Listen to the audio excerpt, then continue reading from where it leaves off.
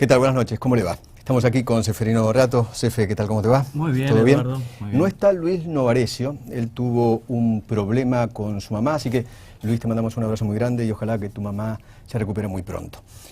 Bienvenidos al primer debate sobre lo que fue el horror de la década del 70. Pasaron más de 40 años, no hubo dos demonios, hubo uno solo, la violencia. Hubo crímenes, hubo ríos de sangre, de sufrimiento en la República Argentina. Y Infobae quiere contribuir justamente al debate con distintas interpretaciones, en este y en otros temas futuros. Porque hay que pasar de la confrontación a la conversación. Y eso es lo que vamos a intentar justamente esta noche. Por primera vez en la historia de la televisión argentina van a debatir exmilitares y exguerrilleros, enfrentados en el pasado, pero hoy juntos, todos juntos, en una mesa, por memoria, verdad y justicia, pero completa. Sí, estamos en vivo. Se puede seguir por los canales de Infobae en YouTube, Facebook y Twitter. Y pueden enviar ustedes sus propios comentarios, preguntas que nosotros las vamos a hacer. Voy a presentar, ¿te parece?, a quienes participan y les agradecemos que estén con nosotros. Buenas noches a todos. Vamos a empezar de derecha a izquierda, sin connotación. Eduardo Anguita es periodista, es escritor, coautor de La Voluntad, libro muy importante sobre los 70. Él fue militante del Ejército Revolucionario del Pueblo. Muchas gracias por estar con nosotros. Buenas noches. Luis Labraña es gestor cultural y es licenciado en lingüística, pero antes fue militante de Montonero. Muchas gracias. Aldo Rico es político, empresario, fue teniente coronel y comando del ejército. Muchas gracias por estar con nosotros. Y José D'Angelo es periodista y escritor, autor del libro Mentirás tus muertos, también otro libro muy importante, y antes fue militar, ahora está retirado. Este es un debate, como dijiste, Eduardo, sobre pasado, presente y futuro. Hay tres bloques temáticos, precisamente uno que tiene que ver con la autocrítica, el pasado, otro con la evaluación, el presente, y otro con el futuro, si hay posibilidades de reconciliación o no. La idea es hablar libremente, pero tenemos que tener un orden. Algunas ciertas normas y reglas que deben ser, por parte de los panelistas, digamos, seguidas a rajatabla. Va a haber un reloj, hablarán 2 minutos, ¿es así? Sí, el debate en total va a durar 1 hora aproximadamente. Distribuida en estos 3 bloques. En cada bloque habrá 2 minutos para cada uno de los panelistas y después que hablen los 4, 1 minuto más para cada uno para preguntar, refutar, criticar. Se admiten preguntas venenosas. En total 3 minutos para cada uno de los 4 en cada uno de los 3 bloques. ¿Te parece empezar por el primero? Sí, señor. Basta de una sola voz, de un solo relato. De un lado hubo solamente víctimas y del otro hubo solo verdugos. Y recuerdo que, o les recordamos que lo pueden seguir a través de los teléfonos celulares, de las tabletas o de las computadoras, a través del sitio de Infobae, que lo está transmitiendo en vivo, y a través de Facebook, Twitter y YouTube. Bien, bloque número 1, autocrítica. La pregunta es esta. ¿Considera que su sector, o el sector con el que más se identifica, ha asumido su responsabilidad sobre la violencia en los años 70? Vamos a comenzar, a ver quién comienza. Comienza José D'Angelo. 2 minutos. Entiendo que el sector al que se refiere la pregunta es el de las Fuerzas Armadas a la que yo pertenezco en mi carácter de oficial retirado del Ejército. Formalmente el Ejército hizo en la gestión del general Balsa una autocrítica que para nosotros, para mí por lo menos, perdón, es insuficiente, escasa y contribuye a algo que yo voy a volver en el debate, que es a la construcción de un relato a diferencia de la descripción histórica de los hechos. Creo que los argentinos nos debemos la verdad histórica y la autocrítica que hizo el general Balsa fue incompleta. Después voy a mostrar, por ejemplo, para mostrar la realidad histórica, las cartas que alguna difusión han tenido que el general Balsa le mandó al general Videla agradeciéndole todo lo que había hecho por el ejército y augurándole que la historia iba a colocar su actuación en la historia del ejército argentino en el lugar que correspondía. Así que creo que en cuanto a autocrítica, yo creo que los militares tenemos que hacer una crítica respecto de nuestra actuación en los 70. Yo soy un oficial egresado del Colegio Militar en el 80. Yo ingresé al ejército por los 70, pero por circunstancias de la vida no participé de los conflictos. Yo ingresé en el año 75, me anoté para ingresar, finalmente terminé egresando en el 80 cuando el conflicto interno había acabado. Pero las camadas que hoy conducen el ejército, la mía, las que vienen detrás, las 6 o 7 que vienen detrás, han vivido la historia de los 70. Así que esta situación de la autocrítica yo creo que hay que hacerla. Tiempo, tiempo. Estamos atentos, ¿eh? Vamos entonces, ahora le toca a Anguita. 2 minutos, por favor. Mis primeros 30 segundos, porque quiero disentir con la presentación que hizo Infobae de esto, en el sentido que yo creo que hubo en estos años, en estos 32 años de democracia, posibilidad de expresarnos libremente, cosa que no sucedió durante la época del terrorismo de Estado. Es muy grave confundir la persecución, los secuestros, la censura abierta a la prensa y la desaparición de ciudadanos con una visión hegemónica. Creo que en todo caso lo que hubo en estos años fue una visión hegemónica porque a partir de 2003-2004 hubo un interés de buena parte de la sociedad de recuperar la justicia. Eso se logró con la derogación de las leyes de impunidad, eso generó un proceso de judicialización de una serie de crímenes que estaban impunes, y me parece que en estos años sí hubo la posibilidad de que se expresaran muchísimos que disintieron con la política de derechos humanos, que no fue patrimonio solamente del gobierno, de los gobiernos kirchneristas, sino también de la justicia y de buena parte de la sociedad. Pero yendo concretamente a la pregunta que ustedes hacían, yo creo que es imprescindible que quienes fuimos militantes revolucionarios no solamente demos testimonio de lo que hicimos sin ocultar nada, sino también que tengamos una visión crítica de esos años. Creo que han pasado muchísimos años. Yo formé parte de una organización que fue diezmada. Los líderes más importantes de la organización murieron en el año 76, después quedó una figura que asumió una responsabilidad, pero no era realmente, me refiero a Enrique Gorrerán Merlo, no era la persona que lideraba la organización, y lo que él dejó como testimonio me parece muy pobre. En ese sentido, quienes fuimos militantes, simplemente yo me incorporé muy joven a la lucha y caí preso muy joven. Creo que tenemos que hacer todos los esfuerzos para dialogar y también poner de relieve que la violencia que se vivió en la Argentina también tuvo una contribución por parte de quienes queríamos una sociedad más justa, una sociedad mejor. Muy bien, Anguita, muchas gracias. Aldo Rico, su turno. Para mí es difícil hacer una autocrítica por la sencilla razón de que yo estoy sospechado. Yo ingresé en el Colegio Militar en los 70 y ya he tenido 2 causas en este tema. Además, por mi nivel de conducción no tenía responsabilidad, por mi nivel... De todas formas, creo que tenemos que analizar todos los problemas y esta mesa que se ha formado y que tal vez se tenga que ampliar y prolongar, realmente es muy importante, porque acá estamos demostrando fundamentalmente que los que combatimos en aquella oportunidad no tenemos ningún problema en sentarnos a hablar y nos llevamos perfectamente bien.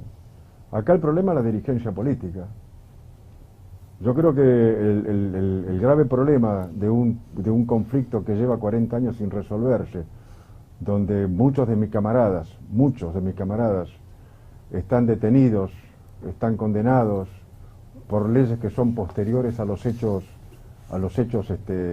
que se juzgan, ¿no es cierto? Como dijo además el fallo del tribunal inicial, en el marco de una guerra revolucionaria, que así lo marca, una guerra revolucionaria, y creo que todos están de acuerdo que fue una guerra revolucionaria, con objetivos claros de toma del poder,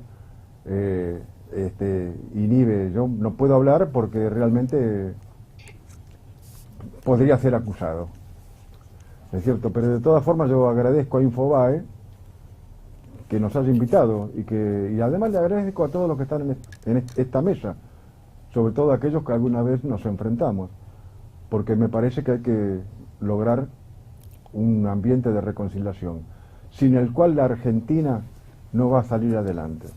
Y lamentablemente en el marco de una dirigencia que cada vez es más hipócrita, cada vez es más mentirosa y cada vez es más falaz y es incapaz de solucionar los problemas de la República. No solucionó el problema del enfrentamiento y tampoco soluciona los problemas de la pobreza, de los problemas de la educación y otros más.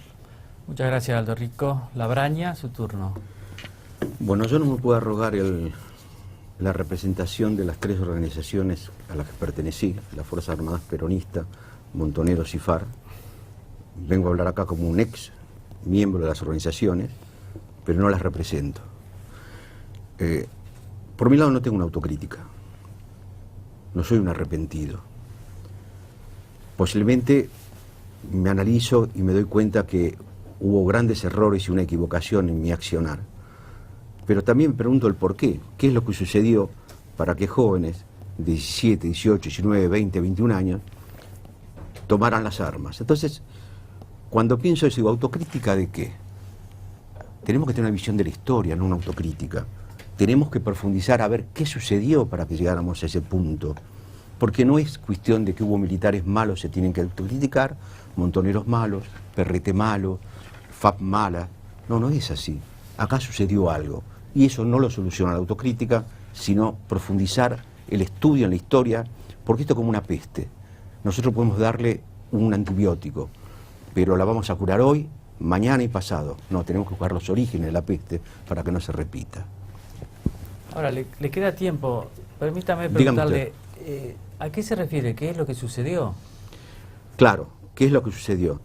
Todos aparentemente dicen, bueno, aparecieron unos muchachitos enloquecidos que ensangrentaron el país y eran asesinos, no eran idealistas.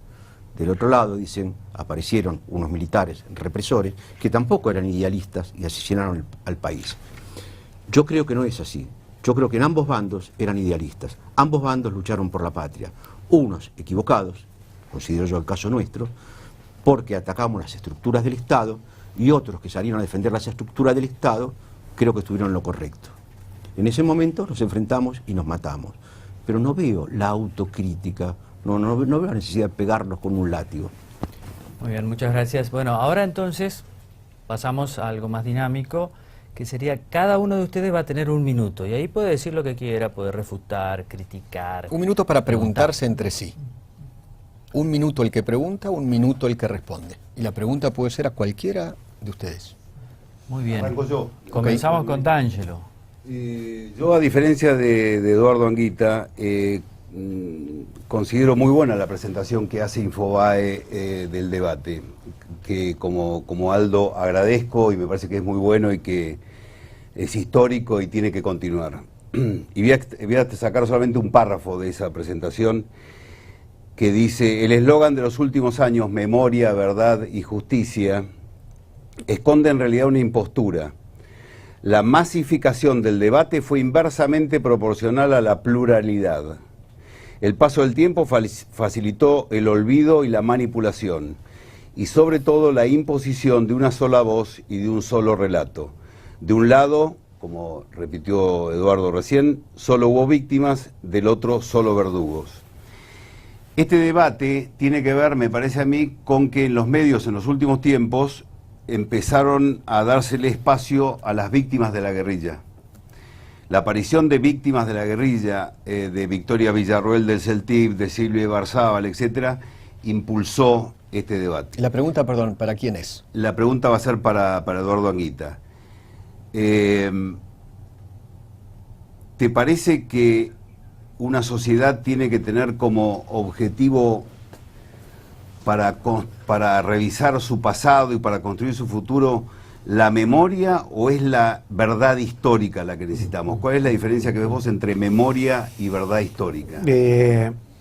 Yo creo que es un tema importantísimo. Yo creo que la memoria es importante porque con lo que se vivió durante el terrorismo de Estado hubo un bloqueo de una buena parte de la sociedad. O sea, silenciar a la sociedad a través de los campos de concentración y de la detención, tortura y asesinato sin siquiera reconocer esos asesinatos generó un terror impresionante. Entonces, el hecho de hacer memoria después durante la democracia ayudó a muchísima gente a recuperar su identidad. Creo que con eso no es suficiente. Coincido con vos con que necesitamos todos los datos históricos. Creo que muchísimos de tu libro que me acabas de dar y que todavía no había leído referencias. Tu libro yo lo voy a leer y sé que vos has leído trabajos con los cuales probablemente no estés de acuerdo ideológicamente, pero que te nutrís de esa mirada amplia y diversa. Creo que eso tiene que ser completado, D'Angelo, con los registros de lo que pasó con los 30.000, como sostenés vos, no son 30.000, los que sean los registros que el Estado tenga, que las Fuerzas Armadas tengan, de quienes estamos buscando todavía a nuestros familiares desaparecidos. Eso va a ser una contribución al debate histórico muy importante y por eso me pliego a esto que vos decís. No solamente porque tenemos que reconocernos como argentinos, tenemos que reconocernos en la diversidad, sino también nos tenemos que reconocer en las atrocidades que en el Estado se hicieron, donde no solamente participaron militares, sino empresarios, dignatarios de la Iglesia, Tiempo, Anguita. Jueces y demás. Tiempo. Muy bien. Anguita, su turno. A mí me gustaría preguntarle a Aldo Rico, porque la verdad lo quiero decir, usted puede tener causas, pero por otro lado usted fue un soldado importante en Malvinas y usted fue un dirigente político. Soy. Bueno, pero entonces, ¿por qué habla de una dirigencia política que hoy no sirve para nada si usted formó parte y forma parte de esa dirigencia? Déjeme completarla. Usted como militar tiene una formación que le permitió, por el prestigio que tuvo en Malvinas, ganar cierto espacio. ¿Cómo piensa hoy la posibilidad de revalidar títulos en un contexto en el cual, como usted decía, tiene algunos camaradas presos, quiere su libertad y por otro lado quiere ser parte de un proceso de una Argentina mejor? Bueno, esto lo vengo haciendo desde hace muchos años. Me preocupan hoy más mis camaradas presos, porque se está dando la oportunidad de hablar de cosas que antes no se podía hablar, ¿es cierto? Porque en los últimos años, sobre todo en los años del radicalismo y del peronismo y del kirchnerismo, era muy difícil tocar estos temas. Se fueron abriendo los temas y estamos buscando otros espacios. Primero, yo no defiendo el proceso.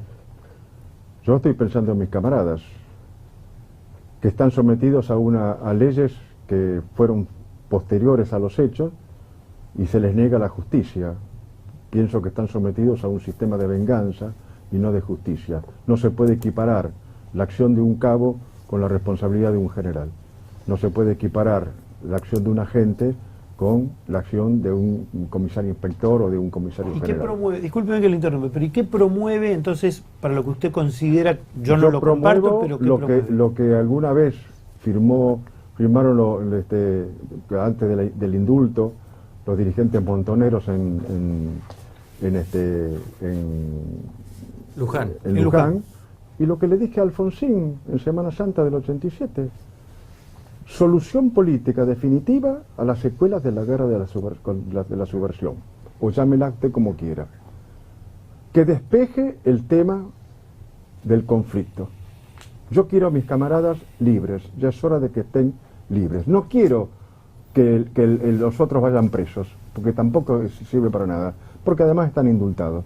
Pero yo quiero a mis camaradas que se les dé la libertad, ¿es cierto? Esto es lo fundamental.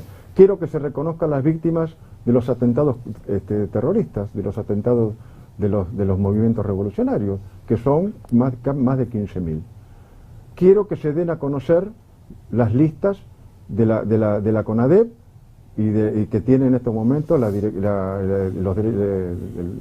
derechos humanos. Y quiero que se publiquen también todo y se transparente todos aquellos que cobran indemnizaciones o salarios, ¿no es cierto?, del Estado, porque se los considera víctimas. Eso del está terrorismo de transparentado, Estado. eso hay un registro. No está transparentado. No está transparentado.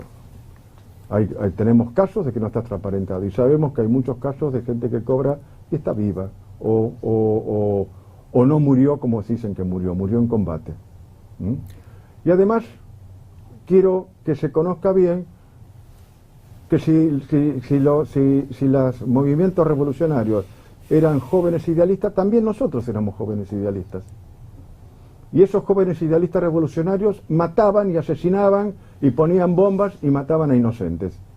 Y quiero que se termine todo el proceso de educación, ¿no es cierto?, sobre los chicos de la República Argentina, donde se reivindica el accionar del revolucionario y se olvidan de las Fuerzas Armadas. Porque las Fuerzas Armadas terminaron con ese sistema.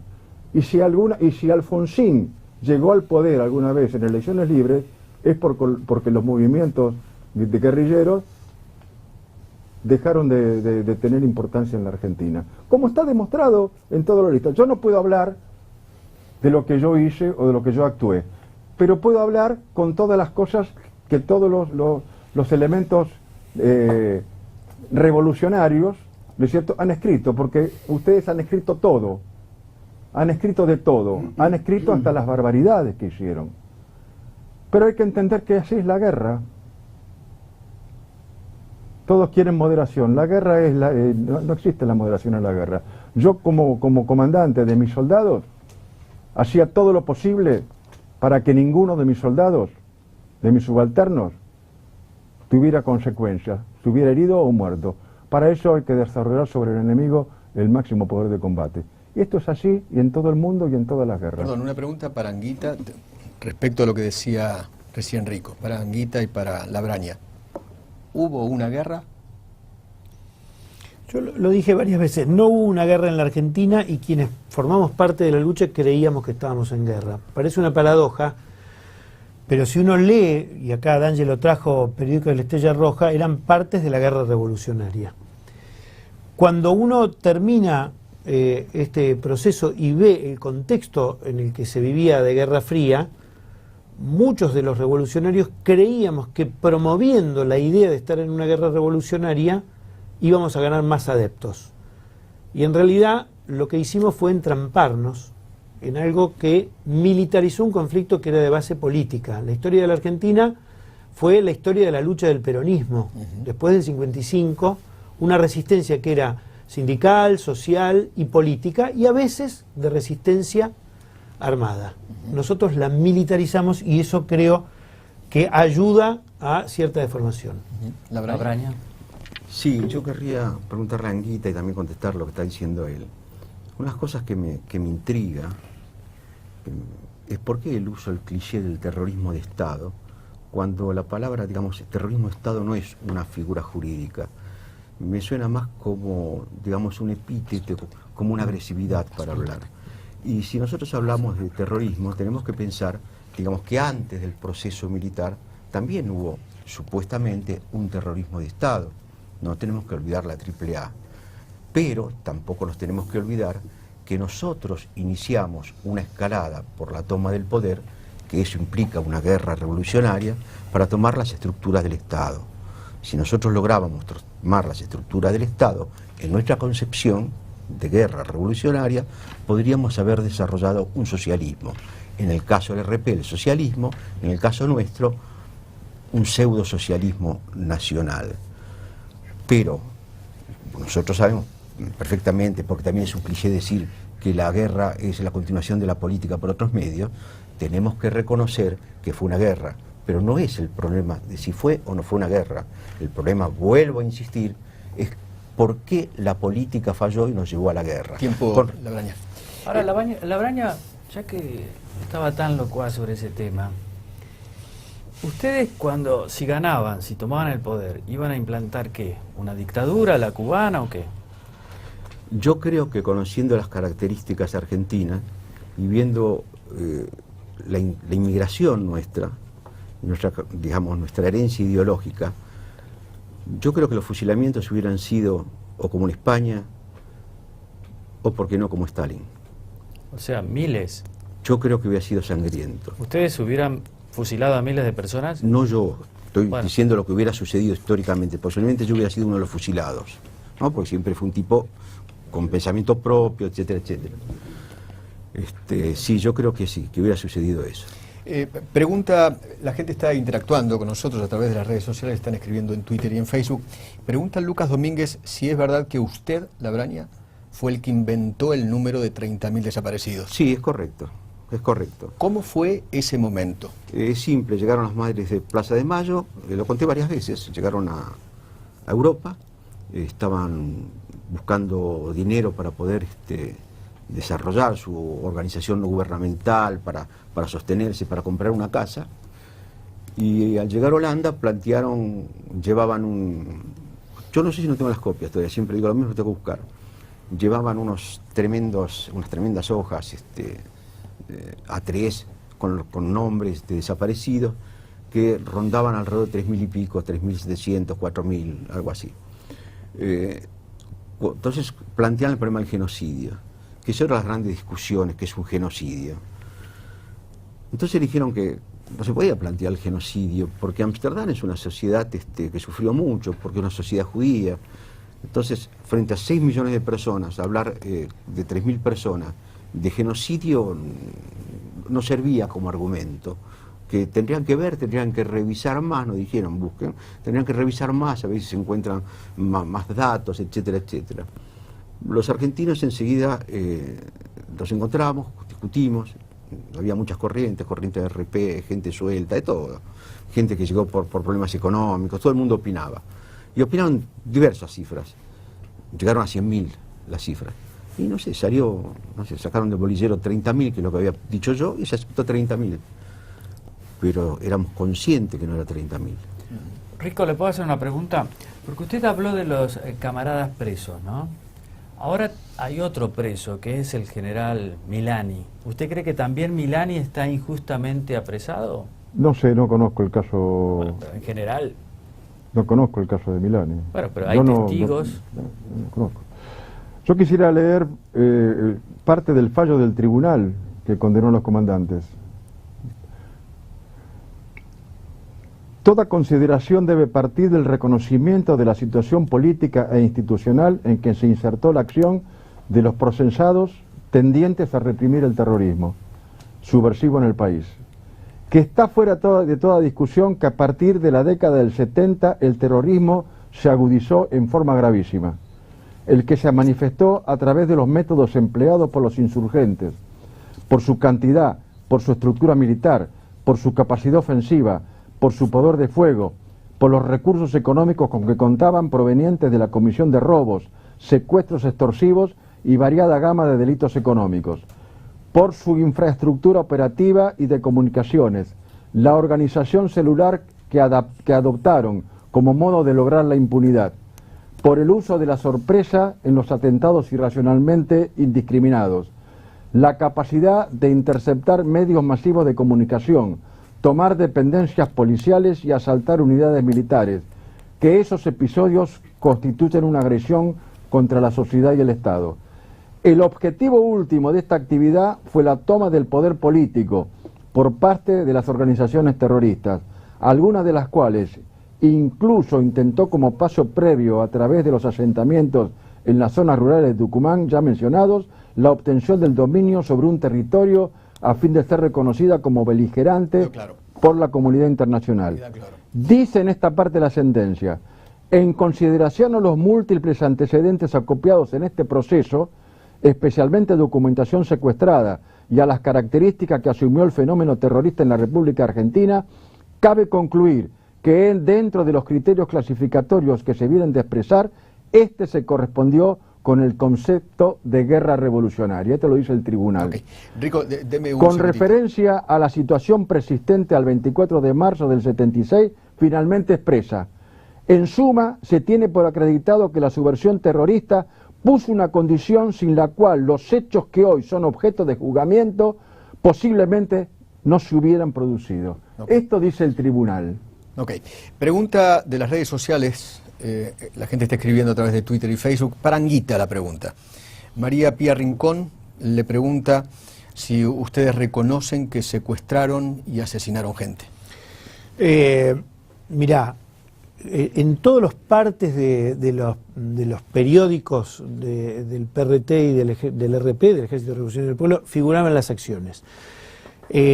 Con otra terminología, no decía asesinato, yo no la quiero calificar ahora, decía ajusticiamiento. Pero esto, las organizaciones se hacían cargo, la organización de la que yo formé parte se hizo cargo. ¿Hay que ajusticiar a gente? Te estoy diciendo, en ese entonces se decía ajusticiar. María Pía pregunta si asesinábamos. Entonces yo por eso digo, uno puede cambiar cosas que parecen sinónimos y no lo son porque tiene una carga valorativa distinta, pero sí de provocarle la muerte a personas. Hoy uno puede decir son asesinatos, algunos son asesinatos, otros fueron muertes en combate y otras fueron muertes horrorosas como contaba el otro día Silvia Ibarzábal. Pero yo quiero decir que eso fue en un contexto de lucha donde esto se vivió en toda Latinoamérica. La consigna del Che era crear 2, 3, muchos Vietnam. Muchísimos jóvenes creímos que ese era el camino, muchísimos jóvenes creíamos que tomábamos las banderas de San Martín y Bolívar, y yo creo que en buena medida esto es parte del debate de la historia que decía D'Angelo. Ahora quiero decir también, porque acá escucho que Labraña dice el terrorismo de Estado es, ¿cómo dijiste? Es una entelequia. Terrorismo de Estado fue haber secuestrado en campos de concentración y torturado hasta el asesinato a miles de personas. Eso no es terrorismo de Estado. Eso es terrorismo de Estado, esos son crímenes de lesa humanidad y eso es un plan sistemático. Y la verdad estoy deseando, no hoy, porque posiblemente este primer encuentro no dé, pero estoy deseoso de que algún día nos podamos sentar y reconozcan, no individualmente yo torturé y yo tiré de un avión, pero que los militares que participaron en esos años en la represión se hagan cargo de que tuvieron un ejército donde la tortura fue un crimen perpetrado contra miles de argentinos y que no han guardado los documentos y no los han hecho públicos. Entonces, la verdad, me parece que si queremos hacer una historia donde se cuenten todas las cosas, yo vengo acá también para decirles a ellos, con todo respeto, pero con energía, háganse cargo Anguita, de que vamos a hacer formaron una cosa. parte de un ejército Anguita, donde se cometieron crímenes. Responda, Rico. No, no es así, pero bueno. ¿No torturó el ejército? Sí, me refiero que no simple. Otra vez le vuelvo a decir, yo no puedo hablar del tema, porque yo no estoy indultado, ¿me entiende? Lo que me llama la atención es que únicamente esté allá la foto de la Junta Militar cuando la guerra revolucionaria comienza en un gobierno constitucional. ¿Qué decía D'Angelo? Yo la verdad que estos primeros rounds, este primer round me permitió encontrar la distancia del combate y demás. La verdad que estoy un poco desilusionado con Anguita. Combate eufemísticamente. Sí, por supuesto, combate, intercambio de ideas. Estoy un poco decepcionado con Anguita. Yo pensé que su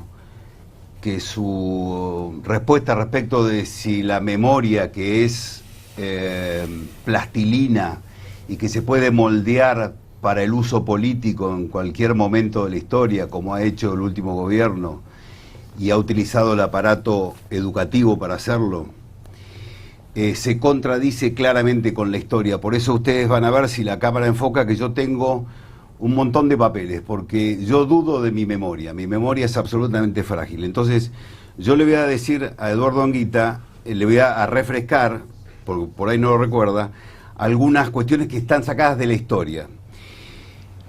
El hijo de Jorge Macetti, el guerrillero que vino a preparar la avenida del Che Guevara, escribió un libro, el hijo Jorge Macetti, compañero de militancia lo conozco de Anguita. el libro, Escribió un libro que se llama El furor y el delirio, y este hijo directo de la Revolución Cubana, acá tenemos que hablar de Cuba, no podemos dejar de hablar de Cuba, Este hijo directo de la Revolución Cubana, en su libro El furor y el delirio, digo hijo directo porque se crió en Cuba, porque después militó en el ERP, porque después fue a combatir en el Frente Sandinista de Liberación en Nicaragua. Jorge Massetti, hijo, dice: hoy puedo afirmar que por suerte no obtuvimos la victoria, porque de haber sido así, teniendo en cuenta nuestra formación y el grado de dependencia con Cuba, hubiéramos ahogado el continente en una barbarie generalizada. Una de nuestras consignas era hacer de la cordillera de los Andes la Sierra Maestra de América Latina, donde primero hubiéramos fusilado a los militares, después a los opositores y luego a los compañeros que se opusieran a nuestro autoritarismo.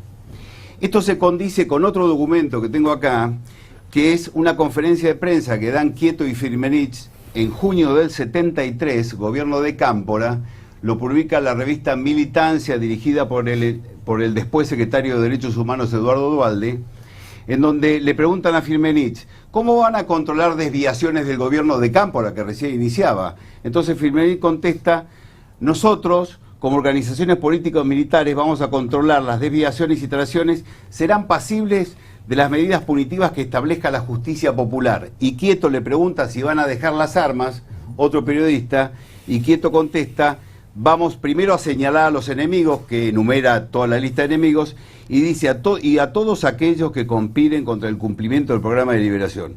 A ellos se los combatirá por todos los medios y en todos los terrenos necesarios, por la acción de masas y por la acción armada, tanto de masas como de comando. Tanto Quieto como Firmenich dicen que no les importa nada la democracia reconquistada y que ellos tienen el poder de las armas, lo mismo que avisaba Massetti en su libro. Sí.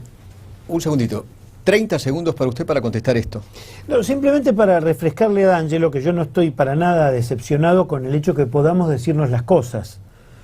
No me hago ninguna fantasía respecto de que lleguemos acá a acuerdos. Me parece importante que los televidentes puedan ver esto, pero le quiero recordar a D'Angelo que en la voluntad están registrados los documentos no seleccionados para que los revolucionarios de los 70 contaran sus hazañas, sino para reflejar los hechos crudos. Rico trajo la voluntad, la puede citar, y en muchas cosas parecen pelotazos en contra. Tiempo. Porque fue la historia, precisamente lo que tratamos de reflejar en ese libro. Tiempo, Anguita. Tratemos todos de respetar los tiempos. Hay mucha interacción de los televidentes a través de los teléfonos celulares, a través de las tablets, a través de las computadoras que nos están viendo en vivo en estos momentos, a través de Facebook, de infobae.com, de Twitter. Agradecemos mucho a Facebook, a Twitter, a YouTube, ¿no? Hay mucha interacción, la gente está mandando muchos mensajes. Por ejemplo, Martín Ansardi en Facebook dice: Anguita debería estar preso, pero yo le recuerdo que usted ya estuvo preso, ¿no? ¿Cuánto tiempo? 11 años. 11 años. ¿Por qué crímenes cometidos? ¿Por qué la condena? Por el asalto al Comando de Sanidad del Ejército en septiembre del 73. Ajá. Contémosle a los más jóvenes en 30 segundos cuánta gente murió, quiénes murieron, qué pasó. Ahí hubo una sola muerte del teniente coronel Duarte Ardoy, cuya autoría nunca se probó porque fue al final cuando nosotros rendimos el cuartel, que lo habíamos tomado, y en el momento que estábamos saliendo se produce la muerte del teniente coronel Duarte Ardoy. Okay. Y digamos que no fuimos condenados por eso, sino por la toma del cuartel. Bien, vamos a ir al segundo bloque. Vamos al segundo bloque. Pero el contexto es que ahí estaba por ganar Perón, claro. Gobernaba el peronismo, es decir, la idea había renunciado Cámpora y estaba Lastiri de presidente. O sea, que ustedes ahí consideraban gobierno que esa democrático. era una democracia burguesa, digamos. Eso era lo que decían los periódicos del momento, y yo con los años, lo he dicho más de una vez, he dicho que eso fue un error grave. No fue un error común, fue un error grave. Okay. Atacar un cuartel en democracia Eduardo, 30 segundos, por favor, que quiero pasar al segundo tema.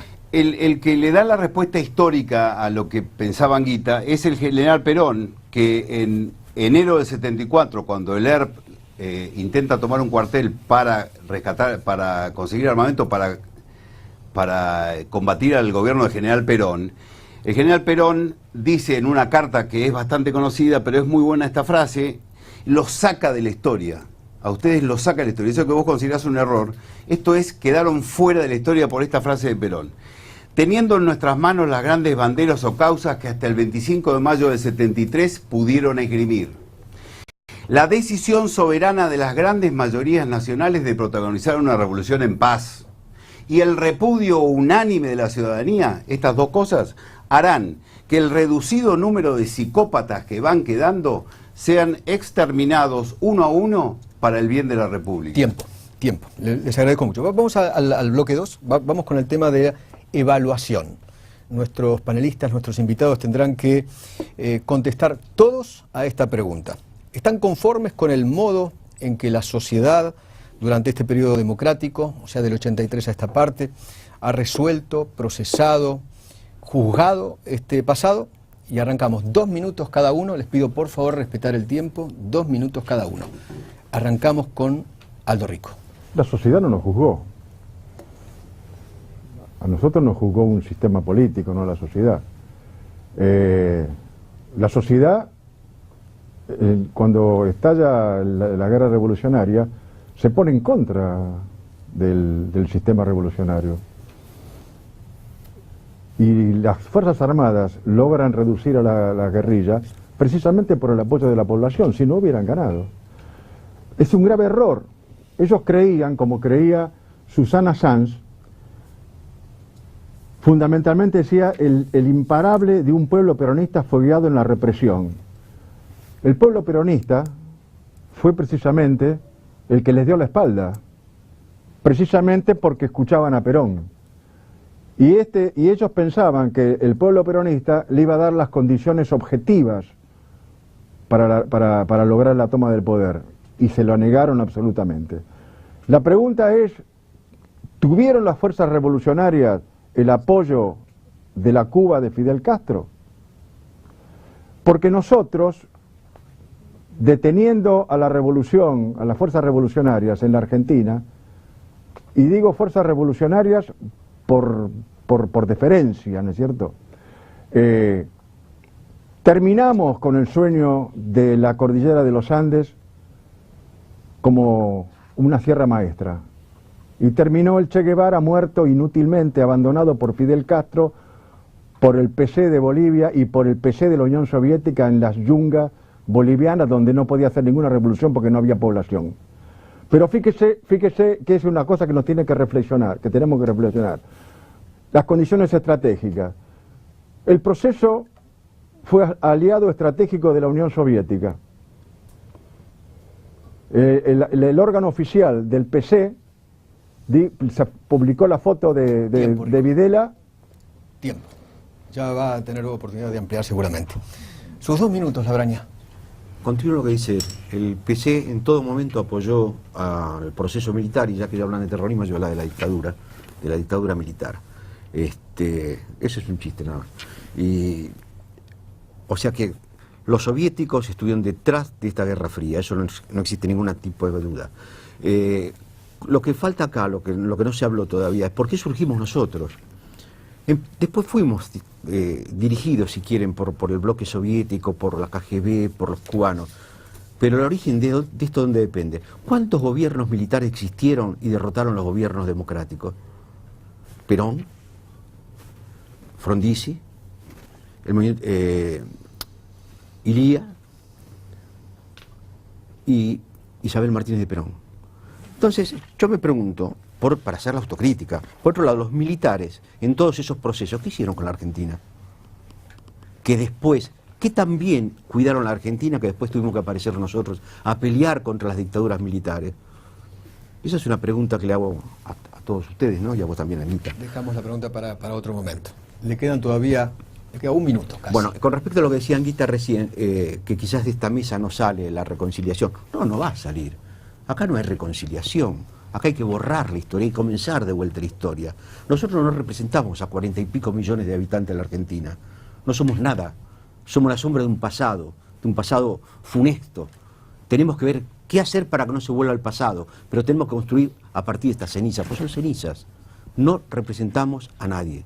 Representamos 4 tipos que están pensando y que otra gente puede estar o no de acuerdo con nosotros. Hay que reconstruir un país. Peleándonos no lo vamos a reconstruir. Los 2 minutos de D'Angelo. La verdad es que sí, segundo round, porque no me acostumbro a los tiempos, pero voy a tratar de aprovecharlo y le pido a la cámara que me enfoque. Voy a tratar de mostrarle a Anguita lo que, en mi opinión, es el cambio de la memoria por la historia. Esta es una de las publicaciones de Estrella Roja, las publicaciones del ERP, que recomiendo vivamente a todos los jóvenes que se metan en el sitio ruinasdigitales.com, donde están digitalizadas todas estas revistas. Esta revista es de septiembre del 75, Gobierno Constitucional.